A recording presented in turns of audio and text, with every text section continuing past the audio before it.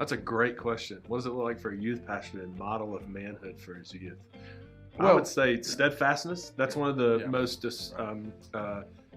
recurring descriptions of masculinity and manhood that we see in the Bible. Just that faithfulness, Yeah. steadfastness. I'm there in their lives. I'm week after week involved with them, engaged with them. Yeah, and I think another thing is if you're a youth pastor, to show, especially, the males in the room, that being passionate about Jesus is one of the most masculine things anybody can do. That's I will right. go this far. If you don't have your relationship with Jesus right, you're not really a man.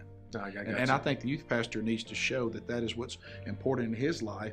Obviously, if the youth pastor is married and has children, then he needs to go ahead and model what it looks like to be a husband in front of them, what it looks like to be a child. But I'm with you. I think that steadfastness, that passion for the gospel, and that is the center of his life, and show these young males that that's true masculinity.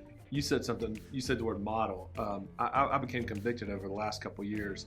Paul mentions that concept of modeling our faith 3 different times in Scripture, to where in Ephesians and Corinthians, and he actually says, "Do what I do." If you young Christians, if you want to know what it means to be a Christian, look at me and imitate me as I imitate Christ. Boy, you talk about a convicting message. And so I would look at our youth pastors and say, if your students imitated your faith, what kind of faith would they be living out?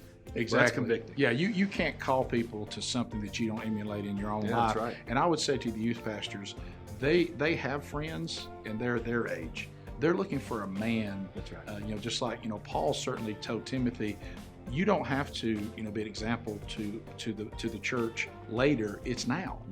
Just because you're young, you should model how it looks to the men of the church, regardless of your age. But I think the biggest mistake youth pastors make, there's nothing wrong with being relatable. Yeah. But you're not a teenager. That's right. You're a man. That's right. And they're looking for how to model manhood, not to look for another teenager.